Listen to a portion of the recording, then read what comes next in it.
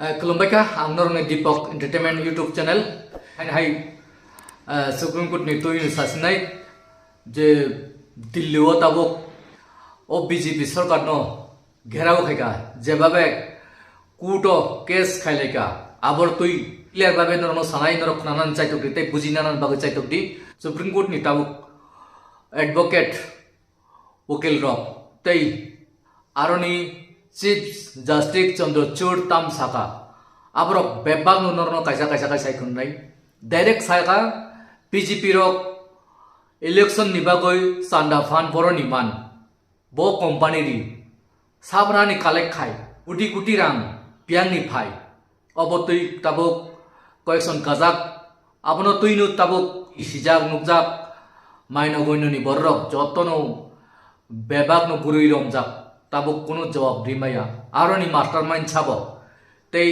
Supreme court नि direct chief justice तामसाका चंद्रचूड़ बोसाका अबनो क्लियरिफिकेशन माखायनाय तै एसबीआई नि होयतबो क्लियरिफिकेशन माखायनाय गणतंत्र अबायके चलिया गणतंत्र हत्या रखनि कुमामा कक्र कासाजाक ताबुक बेलायखे वानाजाक बीजेपी नि नरेंद्र मोदी सं अमित शाह सं कुनु जवाब दिमे अ जे घोटाला खायमानि कोटी कोटी रां अब नि मास्टरमाइंड साबो अब हायके बु प्रश्न काखा गोबां बरक साव अरुण जेटली आगिनि अर्थमंत्री टंगानाय अरुण जेटली बत ताबुक रैजा थैथांजाका बेसरा हायबानो बिनि बुमुं काय टंखा अंकाय ताबुक इराल जतनो निनि ताबुकनि अर्थमंत्री बेबागनो अमित शाह सं गोबां राजनाथ सिंह सं कुनु कक थाइजा साइमालिया अंकाय अवा हायकेनो ताबुक गोबां सुप्रीम कोर्ट केस पेंडिंग फेक्लाय टंखा ताबुक बुसकाङै मार्च नि 13 तारिख खाय अब प्राइस राइस राय खाय दिबेन हिनि साइदिका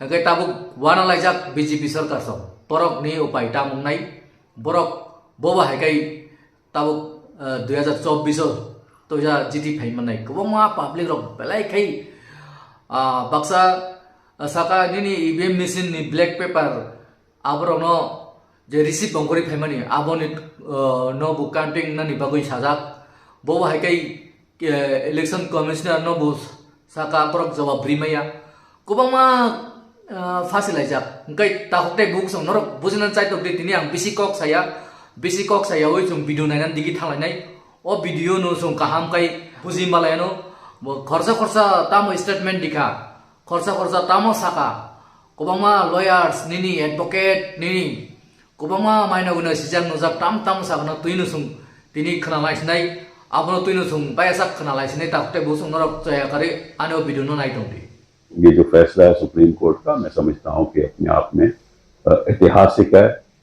पिछले 20-25 साल में ऐसा कोई फैसला सुप्रीम कोर्ट ने नहीं दिया।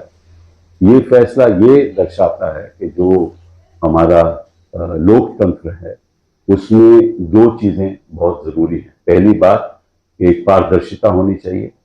जो नागरिक है उसको पता होना चाहिए कि कितना पैसा इलेक्टोरल बॉन्ड द्वारा किस पार्टी को गया, कितना पैसा दिया और किसने वो इलेक्टोरल बॉन्ड खरीदा, यही है सुप्रीम कोर्ट के फैसले द्वारा। दूसरी बात ये है कि इसके द्वारा ये भी साफ जाहिर है कि सुप्रीम कोर्ट ने कहा है कि ये जो बाधाएं खत्म की गई थी संशोधन की वजह से, इनकम टैक्स एक्ट की संशोधन की वजह से, representation of act people's act की संशोधन की वजह से, कंपनीज एक्ट की संशोधन की वजह से फैसले के 3 हफ्ते में जानकारी इलेक्शन कमीशन को कमीशन ऑफ इंडिया को देगी और फिर इलेक्शन कमीशन ऑफ इंडिया जानकारी 1 हफ्ते में अपनी वेबसाइट पे उसको शामिल करेगी ताकि देश के नागरिक को यह पता चल जाए। आज प्रधानमंत्री एक्सपोज हो गए हैं, बेनकाब हो गए हैं, उनका भ्रष्टाचार बेनकाब हो गया। ये भ्रष्टाचार मैं कहूं बचते हुए कह दूं कि भाजपा का भ्रष्टाचार है, ये इलेक्टोरल करप्शन है, ये सब मुझे लगता है लाग लपेट की बात होगी। ये सीधा प्रधानमंत्री द्वारा किया गया एक भ्रष्टाचार है जिसको कानूनी जामा पहनाने का प्रयास किया गया। मनी बिल लाकर आपने मनी का इंतजाम कर दिया विधायक खरीदने के लिए, कोयले की खदान देने के लिए, हवाई अड्डे देने के लिए, अपने मित्रों को उपकृत करने के लिए। यह आपके सामने है। आज मैं फिर से हमारी पार्टी की ओर से इस देश की जनता की ओर से उन तमाम वकीलों को, एक्टिविस्ट को, एनजीओस को, माननीय सर्वोच्च न्यायालय को खुले दिल से धन्यवाद देते हैं कि आपने एक ऐसा आदेश आज पारित किया है जिससे लोकतंत्र के जिंदा रहने की उम्मीद हम सबके मन में जागी। ये तो नहीं कह सकते कि मनी लॉन्ड्रिंग हो रही थी, क्योंकि ये तो बात की तो तफ्तीश की बात है, इन्वेस्टिगेशन की बात है। तो जब हमें क्विड प्रो को पता चल जाएगा तो निश्चित रूप से कोई ना कोई तो एफआईआर दर्ज होगी, ईडी का मुकदमा दर्ज होगा। हम प्रयास करेंगे, लेकिन जो इनका इतिहास रहा है ये इसको दर्ज नहीं होने देंगे। लेकिन ये बात जरूर है कि कोई अब कानून नहीं आ सकता, क्योंकि सुप्रीम कोर्ट ने जब फैसला किया कि ये असंवैधानिक है, तो जो पुराना कानून लागू था वही लागू रहेगा। उसमें अगर संशोधन लाना चाहें तो ला सकते हैं, लेकिन ये स्कीम रद्द की गई है और इसके द्वारा जो भी पैसा कमाया है भाजपा ने, और लगभग 5 से 6 हज़ार करोड़ रुपया कमाया है, उसका फिर उसके द्वारा इन्होंने अपनी संपत्ति के अपने दफ्तर बनाए, शायद आरएसएस के दफ्तर बनाए, खर्चा किया, एयरप्लेन्स में जो एमएलए ले जाए गए बाकी प्रदेशों में ताकि सरकारें गिराई जाए, ये काम इन्होंने किए इसी पैसा के द्वारा। तो और इससे कोई काले धन के साथ कोई ताल्लुक नहीं, क्योंकि काला धन तो इससे जुड़ा हुआ नहीं है, ये तो सारा वाइट का पैसा है। तो ये सुप्रीम कोर्ट, ये सरकार को कहना कि काले धन की वजह से, काले धन के दुरुपयोग से हम ये कानून ला रहे हैं, ये तो आपको भी मालूम है, मुझे भी मालूम है कितना काला धन यहाँ खर्च होता है, रोज खर्च होता है और इसके अलावा खर्च होता है। तो ये तो एक इलेक्ट्रल बॉन्ड स्कीम, इलेक्शन का इसका कोई ताल्लुक नहीं। ये बॉन्डिंग बिटवीन कॉर्पोरेट सेक्टर और भाजपा, ये इसका मकसद। सुप्रीम कोर्ट के फैसले के बाद भी राजनीतिक दल चंदे का रास्ता निकाल लेंगे, लेकिन 2018 से लेकर 2024 के बीच इलेक्टोरल बॉन्ड के जरिए जो खेल हुआ है उसका पाई पाई का हिसाब जनता के बीच पहुंचना चाहिए। कपिल सिब्बल कहते हैं कि मोदी सरकार का यह सबसे बड़ा घोटाला है। कोर्ट के फैसले के बाद सब सामने आ जाएगा। जनता को अंधेरे में रखने के लिए पारदर्शी का मतलब ही बदल दिया गया। सबको पता था कि स्टेट बैंक सरकार के नियंत्रण में चलता है, तो सरकार को पता रहेगा कि किस कंपनी ने विपक्ष को चंदा दिया, किसने बीजेपी को। जो विपक्ष को चंदा देगा उसके साथ क्या हुआ, यह कहानी भी कभी सामने आएगी जब दौर बदलेगा। यही कारण है कि विपक्षी दल आर्थिक रूप से जर्जर होते चले गए। आज वो खेल पकड़ में आ गया। 1 महीने के भीतर यानी मार्च खत्म होते होते यह जानकारी चुनाव आयोग के वेबसाइट पर आ जानी चाहिए। मैं सब राजनीतिक दलों से आग्रह करूंगा कि इसको एक राष्ट्रीय अभियान, राष्ट्रीय मूवमेंट के द्वारा इलेक्शन में बताया जाए देश की जनता को किस तरीके से बीजेपी ने, तो मैं समझता हूं कि सबसे बड़ा स्कैम है। मोदी जी हमेशा कहते रहे हैं कि तो कहाँ है स्कैम वो बीजेपी के खिलाफ, तो ये साबित हो गया। कहाँ है स्कैम, ये तो आपके द्वारा ही है स्कैम किया हुआ। और ये एक राष्ट्रीय मूवमेंट बनना चाहिए और सभी राजनीतिक दलों में इसमें शामिल होना चाहिए। इसमें सबसे बड़ा फ़ायदा यह है कि जो 2017 में कोशिश की गई थी कि हमारे चुनाव व्यवस्था में एक ऐसा प्रावधान कर दिया जाए कि जिसमें जो मुख्य पॉलिटिकल पार्टियां हैं और जो सत्तारूढ़ दल हैं उनको जितना पैसा मर्जी कोई भी दे दे और उसका पता किसी को भी ना लगे, तो वो एक गड़बड़ को हटा दिया गया है। ये जो हमारे चुनाव सुधार पहले था वो भी कोई बहुत बढ़िया नहीं था, उसमें भी बहुत इम्प्रूवमेंट करने की ज़रूरत है। वो हम लोग करने की कोशिश कर रहे हैं और करते रहेंगे। लेकिन ये जो एक नई दिक्कत 2017 में लगाई गई थी वो आज हट गई है और इससे ये देशवासियों को मेरे ख्याल में यकीन होगा कि संविधान में अभी भी विश्वास रखना पॉसिबल है और देश की जो सबसे बड़ी अदालत है वो कानून को एक ही तरीके से सबको अप्लाई करती है। और इसमें जो एक लेवल प्लेइंग फील्ड नहीं रही थी, अनइवन लेवल प्लेइंग फील्ड हो गई थी, उसको लेवल कर दिया गया है। और दूसरे जो वोटरों का या नागरिकों का सूचना के अधिकार का हक था कि उनको सूचना मिले राजनीतिक दलों के चंदे के बारे में, वो भी बंद हो गया था, उसको भी इन्होंने हटा दिया है। तो मैं समझता हूँ राजनीतिक दलों को और ख़ास तौर पर सत्तारूढ़ दल जो हैं उनको इससे बहुत सबक मिलना चाहिए और उनको ये ध्यान रखना चाहिए कि इस तरह के हथकंडे अपनाने से वो देश के चुनाव व्यवस्था को अपने कब्जे में नहीं कर सकते हैं। पहले ही हमारे देश में लोगों को सही से जानकारी नहीं होती थी कि कहाँ से पैसे आ रहे हैं, क्योंकि बहुत सारा चंदा पॉलिटिकल पार्टीज के पास कैश में आता था, वो बताती ही नहीं थी कि किसने उनको कैश दिया है।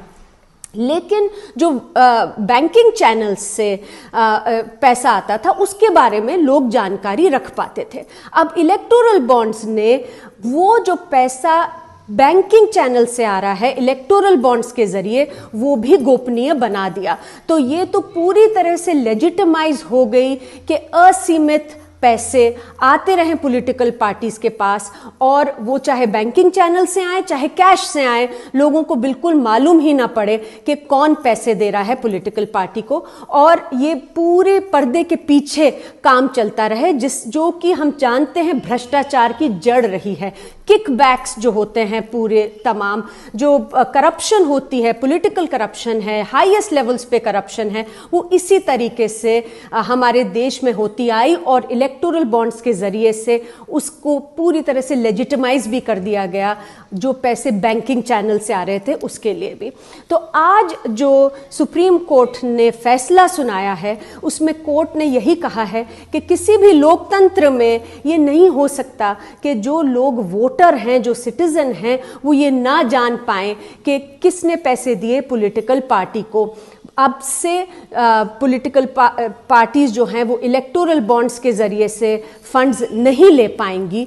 क्या हो रहा है, स्टेट बैंक जिस दिन खत्म करता है ना काम, अगले दिन एक पत्र लिखा जाता है, स्टेट बैंक ऑफ इंडिया ने पूरा ब्यौरा दिया जाता है, उसके नीचे लिखा जाता है कितने सर्विस चार्ज है, उसको वो ये लोग कमीशन बोलते हैं। और जो कमीशन है वो डिजिटल पे अलग लगती है और जो फिजिकल पे अलग लगती है। फिजिकल में ये लोग मानते हैं चेक और ड्राफ्ट। स्टेट बैंक जो है वो केवाईसी करता है, उसको पता है किसने खरीदा, और हर इलेक्ट्रल बॉन्ड की जो प्रॉमिसरी नोट है उसके ऊपर एक सीक्रेट डिजिटल एक नंबर होता है जो कि यूवी लाइट में दिखता है। तो जो एनकैश करेगा बैंक ब्रांच, उसको पता है ये बिका, ये जेन्युइन है कि फॉल्ट है। तो बैंक के पास ये पता होता है किसने किया, किस पॉलिटिकल पार्टी ने किया। और दूसरा ये है कि बैंक से कोई भी investigative agency like ED, CBI कुछ पूछ सकते हैं, हमें ये नहीं पता। उसके पूछने का मतलब गवर्नमेंट को भी पता होता है। आरबीआई कहता था, पहले तो मान नहीं रहे थे, जब उसके ऊपर बहुत दबाव डाल दिया और उनका जो आरबीआई एक्ट 51 को अमेंड कर दिया गया, तो उन्होंने कहा कम से कम, क्योंकि ये करेंसी बनाना हमारा चार्टर है, हम बनाएंगे, हम छापेंगे, बेचेंगे। वो गवर्नमेंट ने नहीं माना, उन्होंने कहा हम किसी और बैंक को ऑथराइज करेंगे, तो उन्होंने स्टेट बैंक ऑफ इंडिया को ऑथराइज कर दिया, आरबीआई से वो भी छीन लिया। उसके बाद भी आरबीआई के जो गवर्नर थे उर्जित पटेल जी, उन्होंने बार बार पूर्व हमारे लेट अरुण जेटली जी को पत्र भी 2-3 लिख के, और ये सितंबर के 2017 तक लिखते चले गए। वो ये कह रहे थे कि अगर आपने करना है तो इसमें तो शेल कंपनी बन जाएंगी, जैसे इलेक्शन कमीशन ने कहा था, कोई रिकॉर्ड ही नहीं रहेगा। तो उन्होंने कहा कम से कम इसको डिजिटल डीमैट जिस फॉर्म में होता है उस फॉर्म में जो बिकते हैं उस तरीके से बेचे जाए।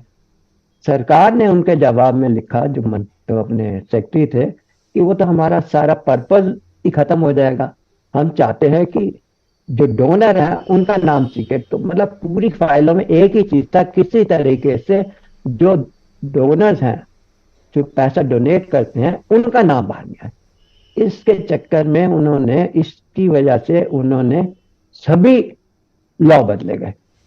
जब 2017 में सरकार ने ये इलेक्टोरल बॉन्ड स्कीम निकाली, तभी हम लोग समझ गए थे ये एक तरीके से करप्शन को एक लीगल जामा पहनाने का प्रयास हो रहा है। लेकिन हमें सबूत चाहिए थे, कागजी, जहां कागज़ों पे साफ दिखे कि क्या किया गया है। उस समय कॉमोडोर लोकेश बत्रा और हम जैसे कुछ लोग ये कागज़ ढूंढने में लग गए। 2018 में ये स्कीम चल पड़ी, पैसा जमा होने लग गया। 2018 के आखिर तक आते आते ये कागज़ कॉमोडोर लोकेश बत्रा के हाथ लगे। उन्होंने हमको, रिपोर्टर्स कलेक्टिव को, ये कागज़ सौंप दिए, ये विश्वास के साथ कि हम पढ़ के समझेंगे और सच्चाई बिना डरे बताएंगे।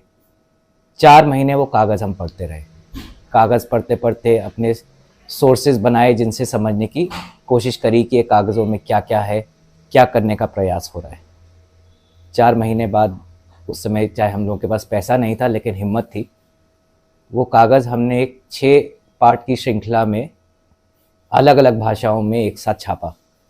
उसमें दिखाया कि कैसे सरकार ने RBI, इलेक्शन कमीशन, इन सब के विचारों को नज़रअंदाज करके ये स्कीम चलाने का प्रयास किया था। ये भी दिखाया कि कैसे सरकार ने जो स्कीम को, अपनी ही स्कीम को तोड़ के पार्टी के लिए पैसा ज़्यादा चंदा जमा करने का प्रयास करती रही। वो सारे कागजात सुप्रीम कोर्ट के केस में लगे एविडेंस के तौर पे, लेकिन हमने फिर परस्यू करना शुरू किया जब देखा कि सुप्रीम कोर्ट इसमें ज़्यादा जल्दी नहीं चल रहा है। 1.5-2 साल करने के बाद जब सुप्रीम कोर्ट ने कुछ इलेक्टोरल बॉन्ड्स का डेटा सील्ड एनवेलप में बुला के अपने पास जेब में रख लिया था, हमने वो सील्ड एनवेलप का डेटा दोबारा निकाला और दिखाया कि कैसे ज़्यादातर पैसा इलेक्टोरल बॉन्ड से जो आ रहा था सिर्फ भाजपा को गया था। खोनाबाय खोनानो रक राखुदे बुसं बमतेकै बाहायके बरफ गोटाला खाई कुनो जवाब रिमाय ताबुक हैं गणतन्त्र हट्टा हेनी साइदिका वाचनो सुप्रीम चीफ जस्टिस निने चन्द्रचूड़ वाना मसिंचा ताबुक तामंगनाय बुसंगो गचिनि तिरपनि ती प्रसरक कुनो आबहाय रक्सिया आबुन बागन आं नरनो किसा काय बुजुनानि बागै चाइतो खायो चाइतोगु नरक चाइतो बुजिनानि चाइतोदि तामखै आं काहामखाय साइ बुजुक सुरिंगि माय आफानो नरक ओ भिडियोनि माध्यमे नरक काहामखाय बुजिमानानि बागै चाइतोदि